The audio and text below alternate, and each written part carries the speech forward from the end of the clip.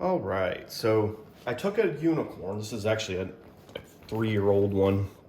It's already got a lot of patches on it, actually in some similar places. So obviously there's some weak spots.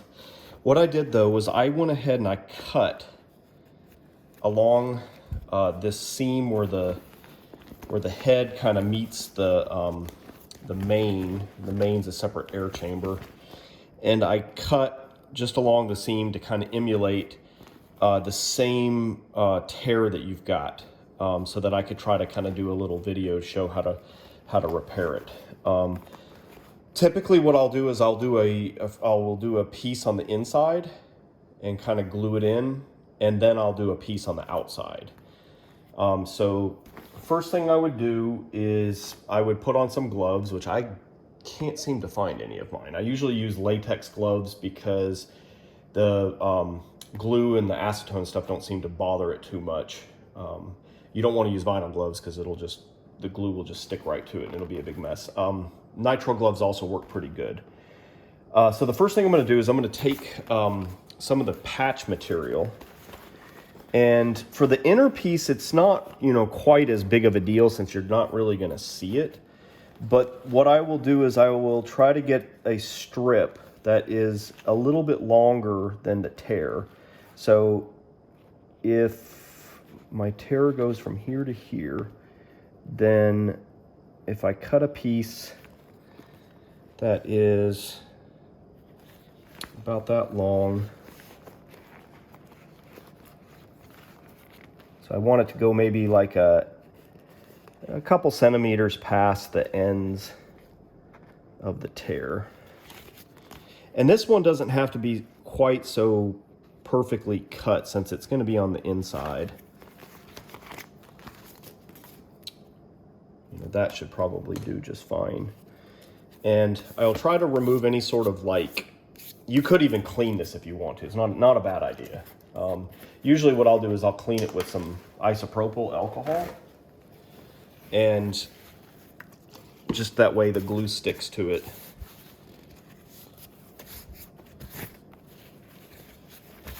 And honestly, you can go ahead and kind of do that on the inside.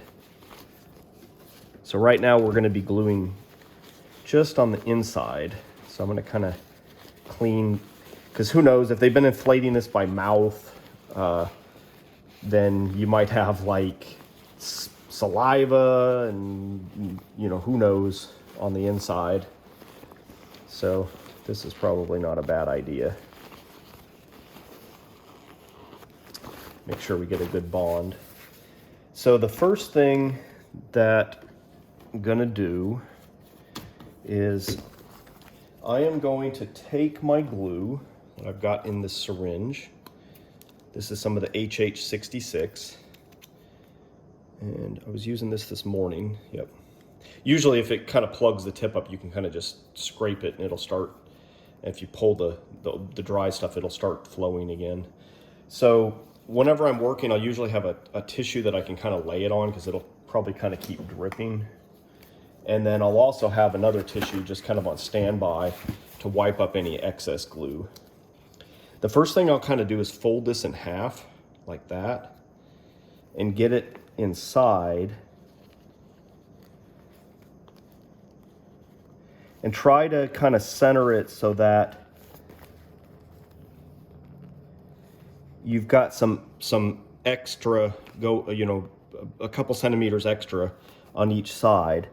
Then what I will do is I try to kind of pull where it's fold, I try to pull that fold all the way up into the fold of the suit, or the inflatable. And then I'll take my needle and kind of run it along the back side first, just to kind of get it. And I'm injecting glue in there, not a ton, but just enough to kind of hold this in place. And I'll even kind of go back past the tear on that side and kind of past the tear on this side. And so right now I'm just doing the back side of this folded piece. And the idea is to try to get that fold to kind of meet where the original seam was. So like along that red right there.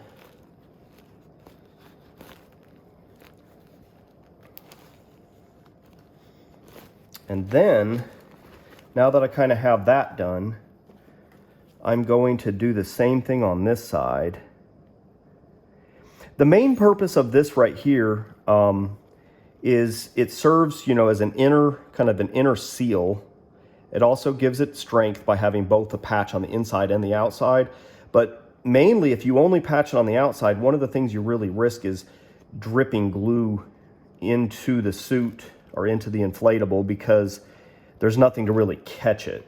So having this kind of in there is going to prevent glue from getting all over the place when we go to do the outer patch. Now, I do it, unlike doing latex, I do this wet so that I can kind of manipulate it, and I can even kind of pull it apart. And it really kind of helps. In fact, I should be working with I usually will put a jar up under where I'm working. It kind of helps me to stretch. It's like right now I have a wrinkle right there, and I can, with that jar, I can kind of stretch it, and even kind of, you know, use a roller.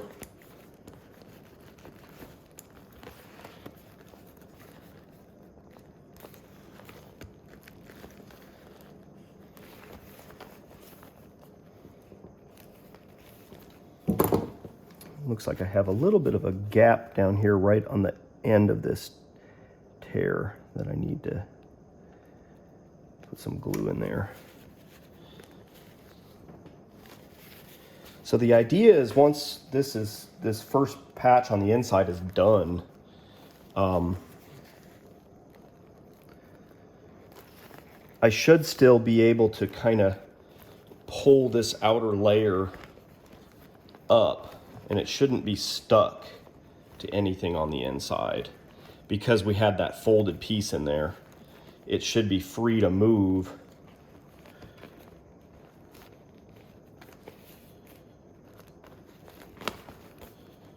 And you can kind of do this to check to make sure that something didn't accidentally get glued together. I'll usually kind of pull it apart, make sure that it's this outer layer is not stuck to another layer underneath it.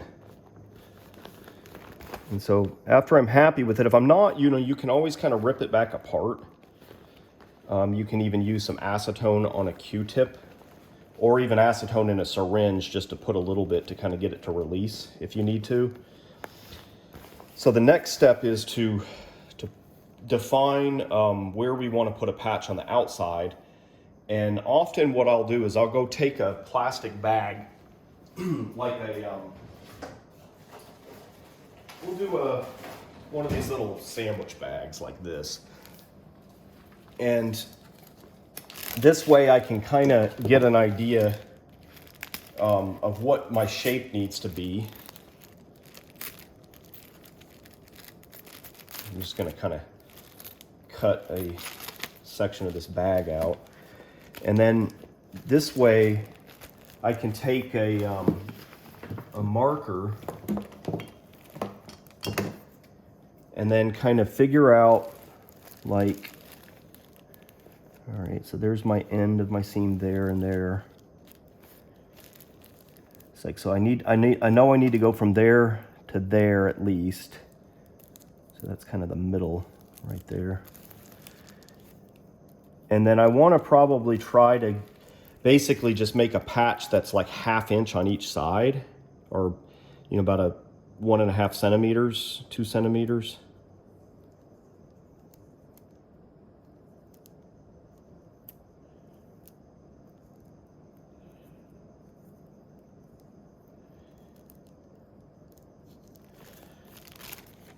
So kind of end up with that. And what I'll do is I'll first cut this out. So this will become my template.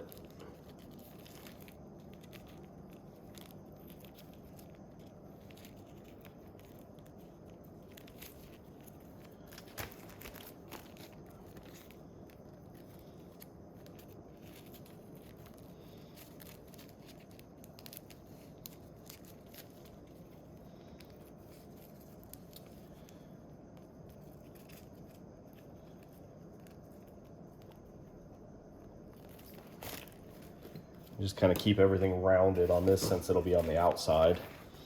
Then I will transfer this over to the material.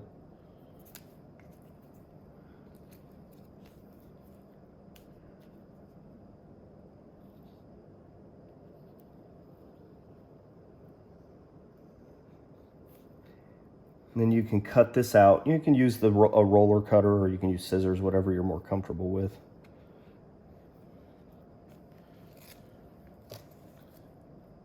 I think I'll probably just use scissors. My cutting mat's under where I'm working, so this will be easier, and it's not very big.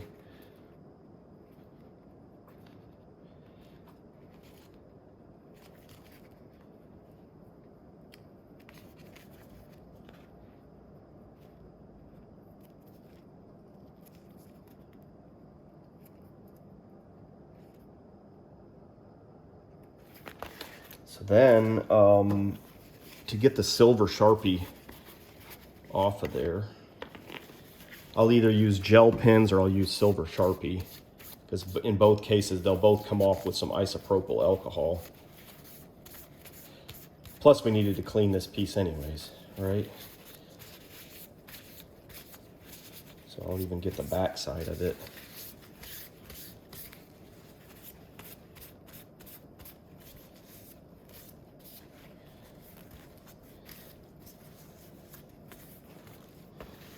I still have some alcohol. I might as well clean this area too. And then what I actually need to do is I need to go ahead and put this down. Make sure that my ends go past the ends of the tear. And then I'm going to mark this and try to do it fairly carefully so that I know. I'm actually only going to do this in the red, and you'll see why. So the reason being is the red is print, and the glue won't really stick to that. So what I have to do is I'll take some acetone and some Q-tips, and let me get a little thing to pour this into. Well, actually, I think I can get that if I just lay my jar.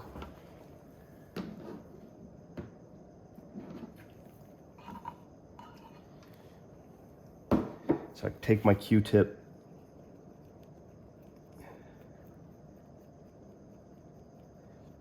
and then once you start just kind of smearing it around, get a new Q-tip.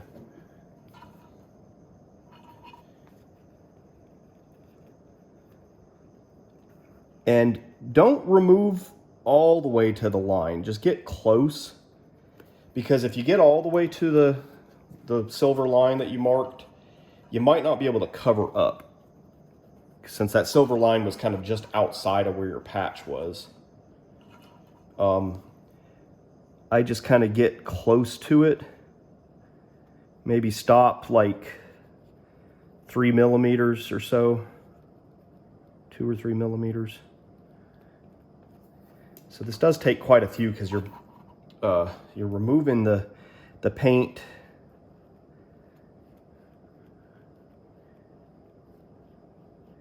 And this is so we can get a good bond with our glue. Otherwise, it won't really stick.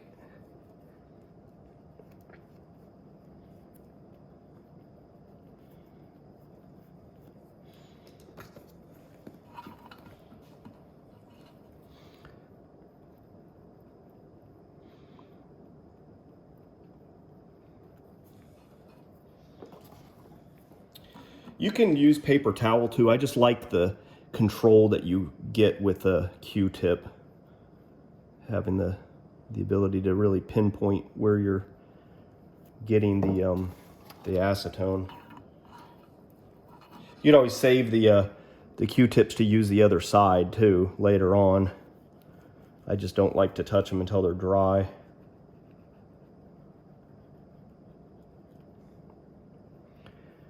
All right, that's probably pretty good right there. It doesn't have to be perfect, but the idea is we just want to have a nice strong bond. So the next thing that we're going to do is go ahead and looks like I got more silver on there when I did the outline.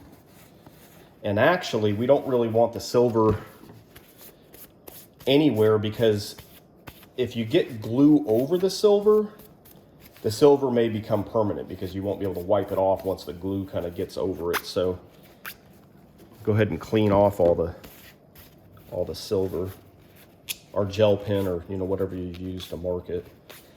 Wouldn't recommend a black Sharpie because that doesn't come off very easily at all. All right, so then here we should be able to get this silver off as well. So otherwise we risk getting glue over it and then won't be able to get it off.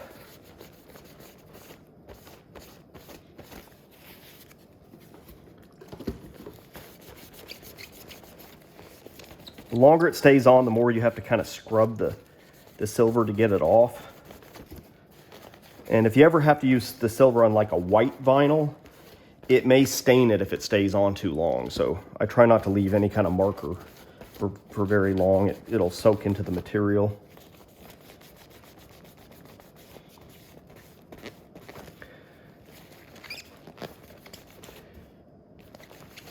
All right.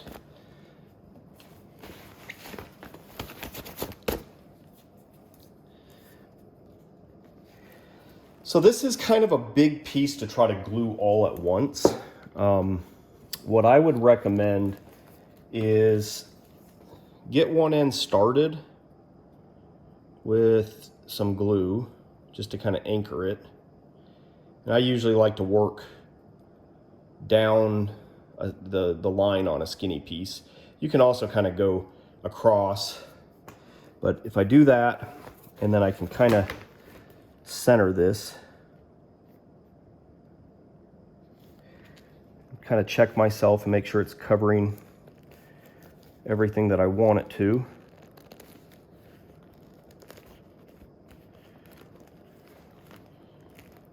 And I'll kind of put some pressure on it to get this end anchored. And then it's always good to have a paper towel to kind of push against it so that if anything squirts out, you can kind of just quickly wipe it off. The quicker you can get it off, if glue does come out, the better, because it won't eat into the material. The longer it sits on the material, then the more it's going to eat into it, and you're going to have to use kind of acetone to clean it off later. So one of the things I try to do is try to kind of get my fingernail down into any sort of like crevices, because oftentimes that's where it's going to leak if you don't get the material and the glue kind of into all those little grooves and stuff. So right where that seam is, I kind of use my fingernail a little bit. And then actually what you can also do is you can put glue just specifically in that groove. That'll help fill it in. So I might just go ahead and do that. Just kind of add a bunch of glue down in this seam. And then I'm going to just kind of do maybe about an inch. So like a few centimeters at a time. And then I'll glue that down, and I'll do a few more centimeters.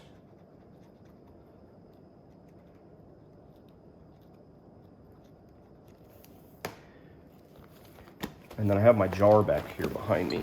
And behind this, I can kind of use that to push against.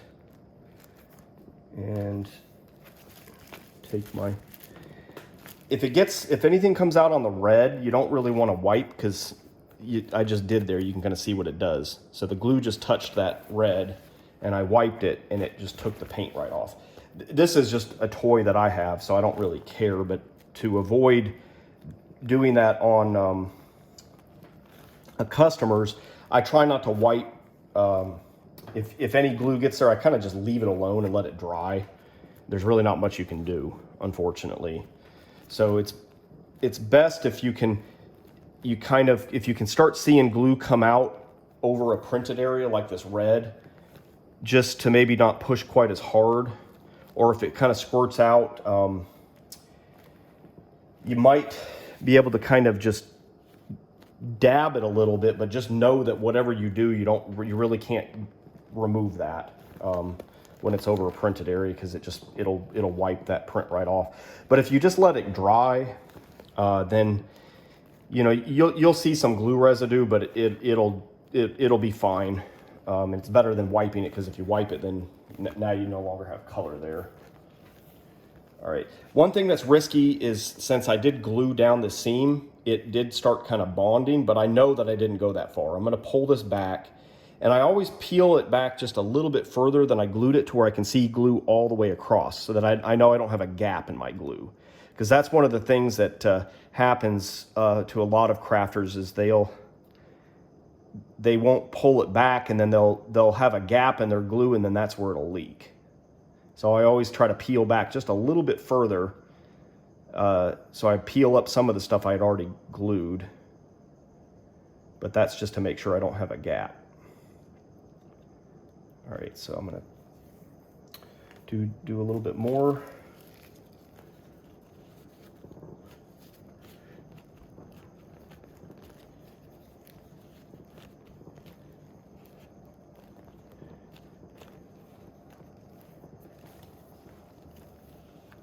And then I'm going to finish up this last little bit.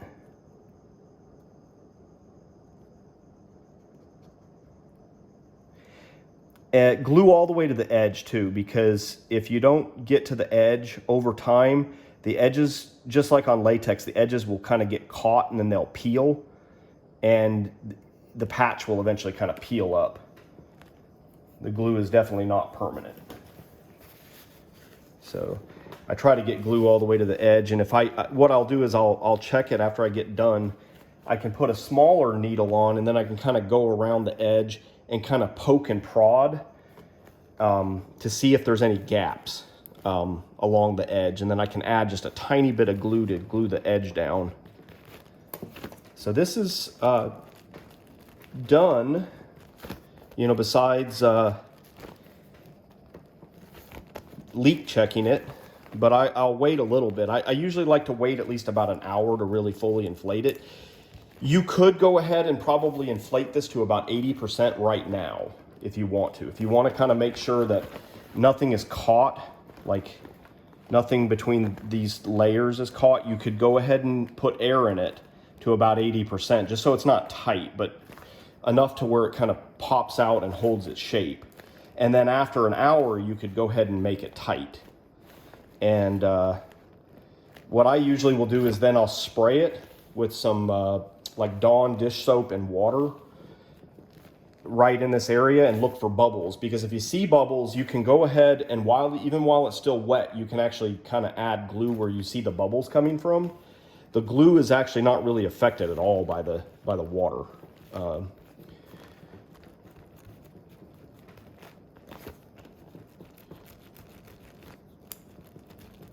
So pressure is really what's going to give it a good strong bond. Over the next few minutes, I'll keep on rolling this just to make sure that it bonds strongly, and even kind of get my nail down into this groove just to make sure that it seals. One of the hardest places to get sealed is the end, because you got this like seam that we're gluing this patch over. So there's like a little bit of a difference. There's a bump, kind of it can create a gap there, and that's where it'll usually leak. Same thing down here on this end. So like,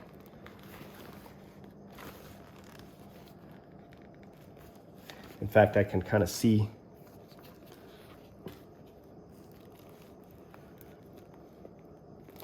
like a little bit of a gap here. I'm gonna kind of I can even get my needle in there, and then take this and push down to kind of get that to seal.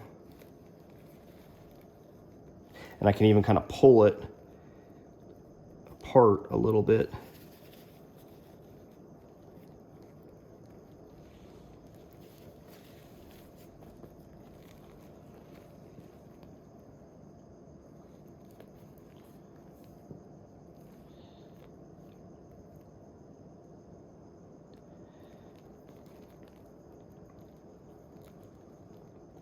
You can clamp it with clamps that are like this. Just be careful because that's vinyl. So you might, if you decide to kind of put like a clamp, you could kind of do this number like that, where you put like a tissue. This is good to do on situations like that where you have like a big uneven surface, to kind of keep it held down until it bonds, at least for a few minutes. So that's pretty much it. I will actually test this later on. I'm on my lunch break, so I got to get back to work. But